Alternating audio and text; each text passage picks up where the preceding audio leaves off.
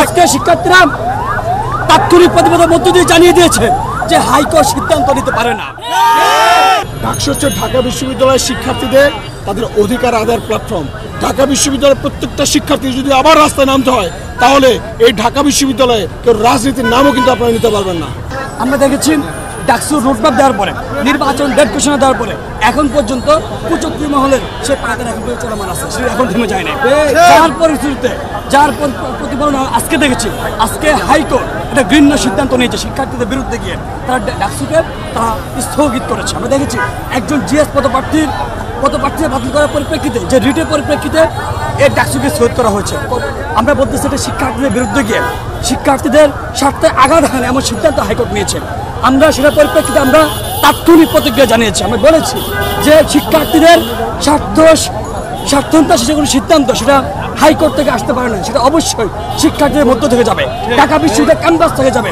আজকে শিক্ষার্থীরা তাৎক্ষণিক প্রতিবাদের মধ্য দিয়ে জানিয়ে দিয়েছে যে হাইকোর্ট সিদ্ধান্ত নিতে পারে না। শিক্ষার্থীদের এত বছর ধরে ঝুলে থাকা তাদের যে অধিকার আদায় যে প্ল্যাটফর্ম, সেই ডাকসুকে বানচাল করা যাবে না। আজকে হাইকোর্ট সিদ্ধান্ত নিয়েছে শিক্ষার্থীদের প্রতিরোধের মুখে 1 ঘন্টার মধ্যে তারা তাদের সিদ্ধান্তকে তারা স্থগিত করার মতো সিদ্ধান্ত আবারও নিয়েছে।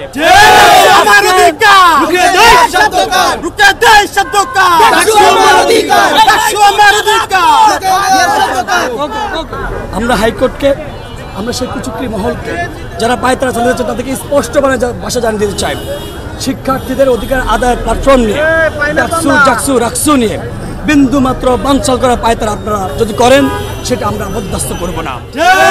রাজপথে চোখে চোখ রেখে আমরা সেগুলো মোকাবেলা করবো। এটা একটা সুদূর প্রসারী তাদের একটা পরিকল্পনার অংশ।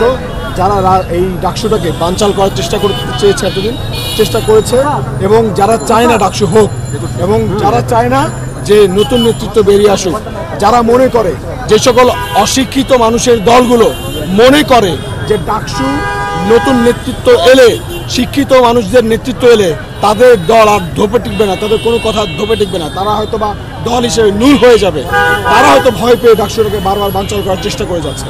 এবং আমরা আপনাদের কাছে এটুকুই জিজ্ঞেস করি, আপনারা একটা জিনিস দেখেন, একজনের একটা কর্মকাণ্ডের বিপরীতে একজন লিড করেছে, সেই জন্য পুরো ডাকসুকে কি আপনারা বানচাল করে দেবেন? কি দাঁড়ায়, মানে কি দাঁড়ায় যে একজন নেতা বের করার জন্য ডাকসু, একজন নেতৃত্ব বের করার জন্য ডাকসু, একজনের জন্য ডাকসু? এটা তো কোনো দলীয় এজেন্ডা। ডাকসু হচ্ছে ঢাকা বিশ্ববিদ্যালয়ের শিক্ষার্থীদের তাদের অধিকার আদায়ের প্ল্যাটফর্ম। এখানে কোনো দল চলবে না, এখানে কোনো দলের এজেন্ডা বাস্তবায়ন করতে আসলে এখানে কাজ হবে না। ঢাকা বিশ্ববিদ্যালয়ের শিক্ষার্থীরা, সচেতন শিক্ষার্থীরা জুলাইয়ের 16 তারিখ মাঝরাতেই যত রকম লেজুরভিত্তিক ছাত্র রাজনীতি আছে, দলীয় ছাত্র রাজনীতি এবং শিক্ষক রাজনীতি আছে, বা বিভিন্ন দলের লেজুর ভিত্তি, এটাকে লাল কার্ড দেখিয়ে দিয়েছে সেই গত বছরের 16 তারিখ রাতে। সেটা আবার পুনরাবৃত্তি করার চেষ্টা করলে ছাত্রলীগের যে পরিণাম হয়েছে মনে রাখতে হবে। ছাত্রলীগের ক্যান্টনমেন্ট খ্যাত শহীদ সাহেব জলহল থেকে ছাত্রলীগকেই বিতাড়িত করা হয়েছে ধাওয়া দিয়ে, মনে রাখতে হবে এটা। অতএব যদি আবার কেউ চেষ্টা করে এরকমটা করে ঢাকা বিশ্ববিদ্যালয়ের প্রত্যেকটা শিক্ষার্থী যদি আবার রাস্তায় নামতে হয় তাহলে এই ঢাকা বিশ্ববিদ্যালয়ে কেউ রাজনীতির নামও কিন্তু আপনারা নিতে পারবেন না। ষড়যন্ত্র যতই হোক, ঢাকা বিশ্ববিদ্যালয়ের সকল শিক্ষার্থীরা, সচেতন শিক্ষার্থীরা রাজপথে নেমে এসেছে, আপনারা দেখেছেন। যতই তারা মনে রাখবেন, যত রকম ষড়যন্ত্র হোক না কেন, ঢাকা বিশ্ববিদ্যালয়ের শিক্ষার্থীরা চেয়েছে ডাকসু হবে, তার মানে ডাকসু হবে। যারা চায় 90-এর পুনরাবৃত্তি হোক এবং গত 16 বছরের পুনরাবৃত্তি হোক, তারাই আসলে ডাকসু বানচাল করতে চায়।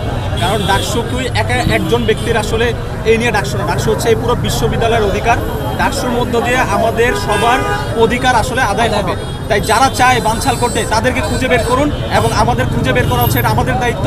আপনারা মিডিয়ার যারা আছেন তারা আমাদের পাশে থাকুন, এবং যারা শিক্ষার্থীরা আছে তারা আমাদের পাশে থাকুন। কারণ ডাকসু কোনো একার ব্যক্তিত্ব নয়, এবং আমরা চাই না গত 16 বছর এবং 90-এর পুনরাবৃত্তি হোক এই বিশ্ববিদ্যালয়ে আবার।